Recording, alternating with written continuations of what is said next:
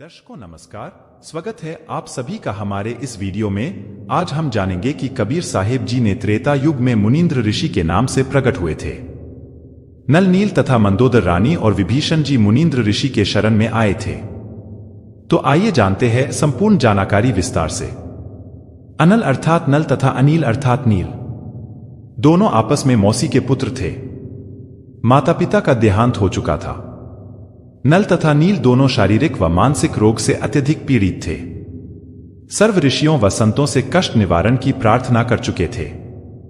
सर्व संतों ने बताया था कि यह आपका प्रारब्ध का पाप कर्म का दंड है, यह आपको भोगना ही पड़ेगा, इसका कोई समाधान नहीं है। दोनों भाई जीवन से निराश होकर मृत्यु का इंतजार कर रहे थे। एक दिन दोनों को मुनिंद्र नाम से प्रकट पूर्ण परमात्मा का सत्संग सुनने का अवसर प्राप्त हुआ।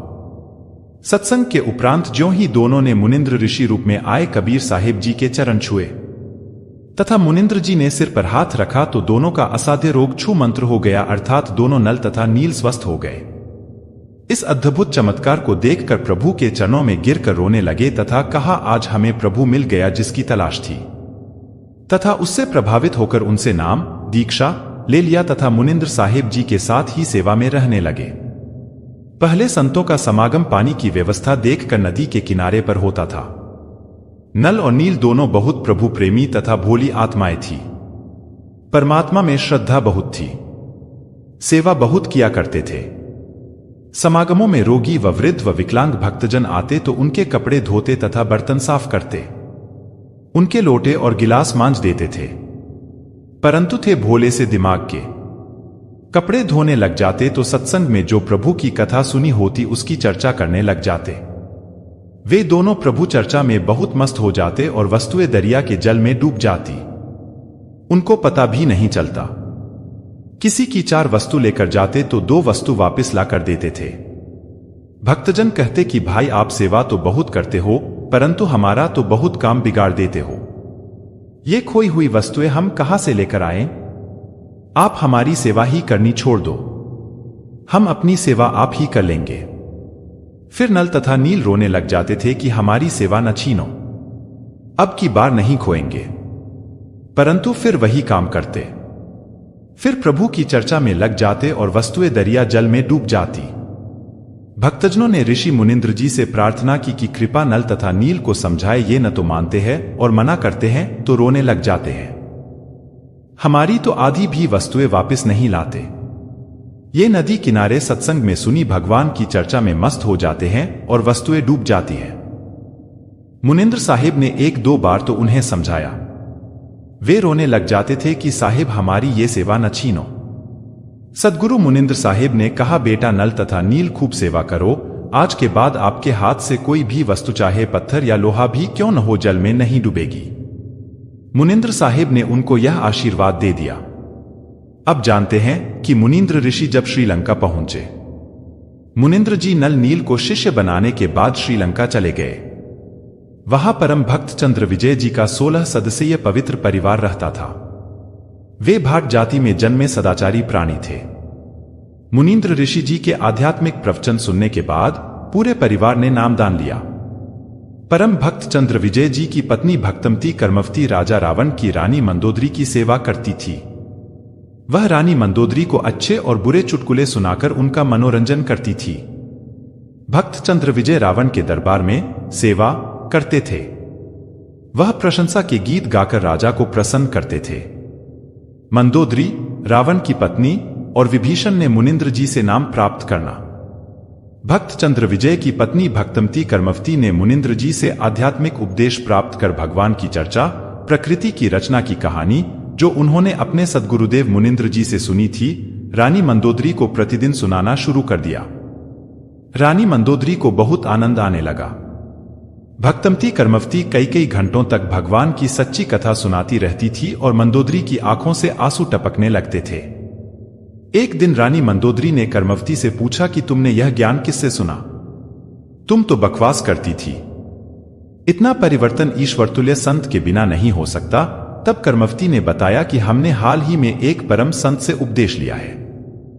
रानी मंदोदरी ने संत से मिलने की इच्छा व्यक्त करते हुए कहा, इस बार जब आपके गुरुजी आए तो उन्हें यहीं ले आना।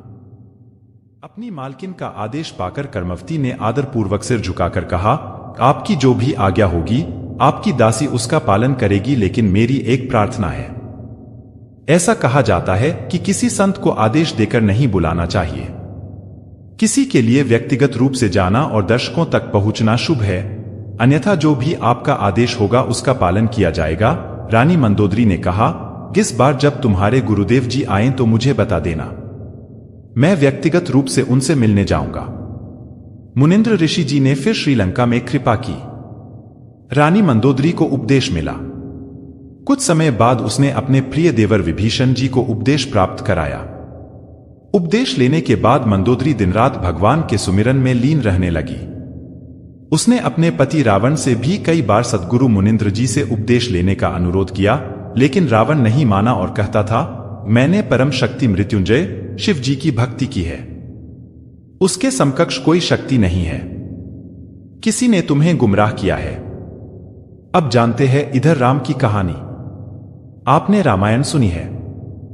राम वनवास के कुछ वर्ष बाद सीता जी को रावण उठा कर ले गया। भगवान राम को पता भी नहीं कि सीता जी को कौन उठा ले गया। श्री रामचंद्र जी इधर उधर खोज करते हैं। हनुमान जी ने खोज करके बताया कि सीता माता लंकापति रावण की कैद में है। पता लगने के बाद भगवान राम ने रावण के पास शांति दूत भेजे तथा प्रार्थना की कि सीता लौटा दे, परंतु रावण नहीं माना। युद्ध की तैयारी हुई। तब समस्या यह आई कि समुद्र से सेना कैसे पार करें। भगवान श्री रामचंद्र ने 3 दिन तक घुटनों पानी में खड़ा होकर हाथ जोड़कर समुद्र से प्रार्थना की कि रास्ता दे दे, परंतु समुद्र टस से मस न हुआ। जब समुद्र नहीं माना तब श्री राम ने उसे क्रोध में बाण से जलाना चाहा, पर भयभीत समुद्र एक ब्राह्मण का रूप बनाकर सामने आया और कहा कि भगवान सबकी अपनी अपनी मर्यादाएं हैं, मुझे जलाओ मत, मेरे अंदर न जाने कितने जीव जंतु बसे हैं।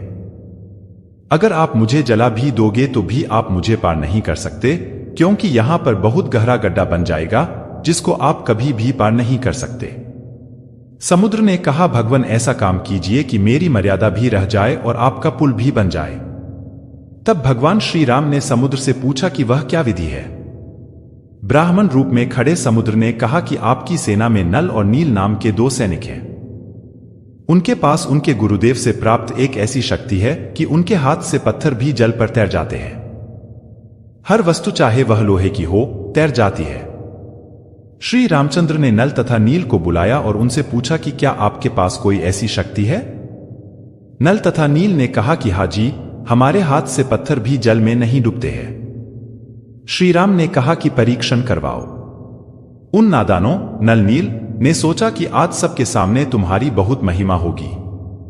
उस दिन उन्होंने अपने गुरुदेव भगवान मुनिंद्र जी को यह सोचकर याद नहीं किया कि अगर हम उनको याद करेंगे तो कहीं श्री राम ये न सोच ले कि इनके पास शक्ति नहीं है, यह तो कहीं और से मांगते हैं।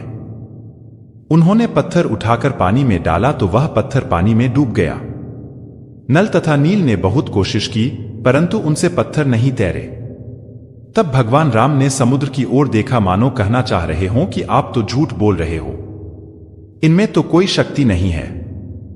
समुद्र ने कहा कि नल नील, आज तुमने अपने गुरुदेव को याद नहीं किया। नादानों, अपने गुरुदेव को याद करो। वे दोनों समझ गए कि आज तो हमने गलती कर दी। उन्होंने सद्गुरु मुनिंद्र साहिब जी को याद किया। सद्गुरु मुनिंद्र जी वहां पर पहुंच गए। भगवान रामचंद्र जी ने कहा कि हे ऋषिवर, मेरा दुर्भाग्य है कि आपके सेवकों के हाथों से पत्थर नहीं तैर रहे हैं। मुनिंद्र साहिब ने कहा कि अब इनके हाथ से तैरेंगे भी नहीं, क्योंकि इनको अभिमान हो गया है। उस दिन के पश्चात नल तथा नील की वह शक्ति समाप्त हो गई।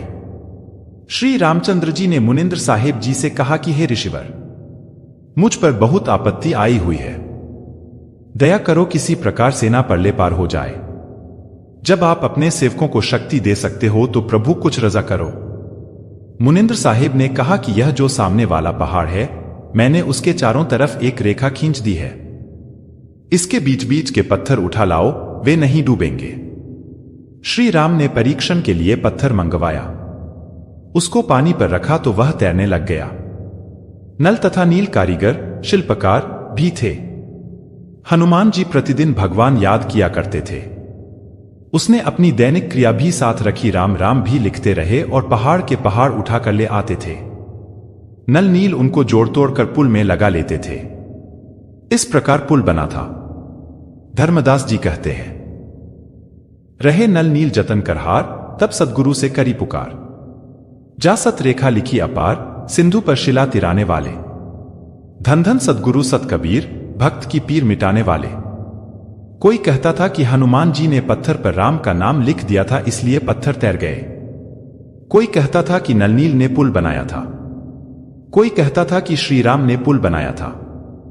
जो जिस तरह से सुना उस तरह से कहते हैं।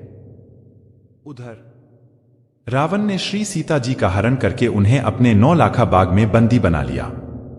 भक्तमती मंदोदरी के बार बार अनुरोध करने पर भी रावण माता सीता जी को लौटाने को तैयार नहीं हुआ। तब भक्तमती मंदोदरी जी ने अपने गुरुदेव मुनिंद्र जी से कहा, महाराज जी, मेरे पति ने दूसरी स्त्री का अपहरण कर लिया है। मैं ये बर्दाश्त नहीं कर पा रहा हूं। वह किसी भी कीमत पर उसे वापस करने को राजी नहीं हो रहे हैं। दया करो हे प्रभु। आज तक मैंने अपने जीवन में ऐसा दुहक नहीं देखा था। मुनिंद्र ऋषि जी बोले, वो बेटी मंदोदरी, यह स्त्री कोई साधारण स्त्री नहीं है। एक श्राप के कारण श्री विष्णु जी को पृथ्वी पर आना पड़ा। वह राजा दशरथ के पुत्र रामचंद्र हैं। वह अयोध्या के रहने वाले हैं। उन्हें 14 वर्ष के लिए वनवास दिया गया है और स्वयं लक्ष्मी जी सीता के रूप में उनकी पत्नी बनकर वनवास में थी। रावण ने साधु का वेश बनाकर छलपूर्वक उसका अपहरण कर लिया है। लक्ष्मी जी स्वयं ये सीता जी है। यह रावण के हित में है यदि वह उसे तुरंत लौटाकर क्षमा मांग ले और अपने प्राणों की भीख मांग ले। भक्तमती मंदोदरी के बार बार आग्रह करने पर भी रावण नहीं माना और बोला, वे दोनों वनवासी वन में घूम रहे हैं, वे मेरा क्या बिगाड़ सकते हैं। मेरे पास अनंत सेना है। मेरे 1 लाख पुत्र और 1.25 लाख बंधु हैं। मेरे पुत्र मेघनाथ ने स्वर्ग के राजा इंद्र को परास्त करके उनकी पुत्री से विवाह किया है। हमने 33 करोड़ देवताओं को बंदी बना लिया है। तुम वन में रहने वाले उन दोनों बेघर पथिकों को भगवान बताकर मुझे डराना चाहते हो। मैं इस महिला को वापस नहीं लौटाऊंगा। मंदोदरी ने अपने पूज्य गुरुदेव से सुना हुआ भक्ति मार्ग का ज्ञान रावण को बहुत समझाया। विभीषण ने अपने बड़े भाई को भी सलाह दी। रावण ने अपने भाई विभीषण को मारते हुए कहा, तुम बहुत श्री रामचंद्र का पक्ष लेते हो, उसके पास जाओ। एक दिन भक्तमती मंदोदरी ने अपने पूज्य गुरुदेव से प्रार्थना की, हे गुरुदेव, मेरा पत्नीत्व खतरे में है। कृपया आप एक बार मेरे पति को भी सलाह दें। अगर वह तुम्हारी बात नहीं मानेगा तो मुझे विधवा होने का अफसोस नहीं होगा। इस तरह से मंदोदरी के अनुरोध को स्वीकार करते हुए मुनींद्र ऋषि ने राजा रावण के दरबार के सामने खड़े होकर द्वारपालों से अनुरोध किया कि वे उन्हें राजा रावण से मिलने की अनुमति दें। द्वारपालों ने कहा, ऋषि जी, हमारे राजा इस समय दरबार लगा रहे हैं। फिलहाल अंदर का संदेश तो बाहर आ सकता है, लेकिन बाहर का संदेश अंदर नहीं जा सकता। हम असहाय हैं। तब मुनिंद्र जी अदृश्य होकर राजा रावण के दरबार में उपस्थित हुए। जब रावण ने ऋषि जी को देखा तो गरजते हुए पूछा, मेरी आज्ञा के बिना इन ऋषि को किसने अंदर आने दिया? उसे मेरे सामने लाओ और मार डालो। तब मुनींद्र ऋषि ने कहा, राजा, आपके द्वारपालों ने तो मुझे साफ मना कर दिया था। वे नहीं जानते कि मैं अंदर कैसे आया। रावण ने पूछा, तुम अंदर कैसे आए? तब मुनिंद्र रूपधारी परमेश्वर अंतर्धान हो गए और पुनः प्रकट होकर बोले, इसी प्रकार मैं अंदर आया। रावण ने पूछा, आने का कारण बताओ। तब भगवान ने कहा, तुमने योद्धा होकर एक स्त्री का हरण किया है। यह आपके ऐश्वर्य और पराक्रम के विरुद्ध है। यह कोई साधारण महिला नहीं है, वह स्वयं लक्ष्मी का अवतार है। श्री रामचंद्र जी, जो उनके पति हैं, स्वयं विष्णु हैं। उसे लौटाते हुए अपने जीवन की भीख मांगता हूं। इसी में आपका हित है। यह सुनते ही तमोगुण का उपासक रावण क्रोध में गर्जना करते हुए हाथ में नंगी तलवार लेकर अपने सिंहासन से कूद पड़ा और मुनिंद्र जी को मारने के उद्देश्य से उन पर तलवार से अंधाधुंध 70 वार किए। परमेश्वर मुनिंद्र जी हाथ में झाड़ू की पतली डंडी लिए हुए थे। उन्होंने इसे ढाल की तरह आगे बढ़ाया। रावण के 70 प्रहार उस नाजुक डंठल पर पड़े। ऐसा लग रहा था मानो तलवार किसी लोहे के खंभे से टकरा रही हो। डंठल तनिक भी नहीं हिला। रावण को थकावट के कारण पसीना आने लगा। फिर भी अहंकारवश वह नहीं माना। हालांकि उन्हें एहसास हुआ कि यह कोई साधारण ऋषि नहीं है। रावण ने कहा कि मैं तुम्हारी कोई बात नहीं सुनने वाला, तुम जा सकते हो। मुनींद्र जी वहां से अदृश्य होकर मंदोदरी के पास गए और उसे सारा वृत्तांत सुनाया। रानी मंदोदरी ने कहा, गुरुदेव, अब मुझे विधवा होने में कोई परेशानी नहीं होगी। मुनींद्र जी वहां से चले गए। श्री रामचंद्र और रावण ने एक दूसरे के विरुद्ध युद्ध लड़ा। रावण मारा गया। रावण ने तमोगुण भगवान शिव की कठिन साधना करके 10 बार अपना सिर बलिदान करके जो लंका का राज्य प्राप्त किया था, वह क्षणिक सुख भी चला गया और वह नरक में चला गया। इसके विपरीत परमेश्वर के सतनाम के उपासक विभीषण को कठिन साधना किए बिना ही भगवान की कृपा से लंका का राज्य मिल गया। हजारों वर्षों तक विभीषण ने लंका का राज्य सुख भोगा और भगवान की कृपा से राज्य में पूर्ण शांति थी। सभी आसुरी प्रवृत्ति के लोग मर गए थे। भक्तमती मंदोदरी, भक्त विभीषण, परम भक्त चंद्रविजय जी के परिवार के सभी 16 सदस्य तथा अन्य जिन्होंने मुनींद्र जी से उपदेश लेकर जीवन भर नियमानुसार सच्ची भक्ति की, वे सभी उपासक यहीं पृथ्वी पर सुखी रहे तथा अंत में परमेश्वर के विमान में बैठकर सतलोक चले गए।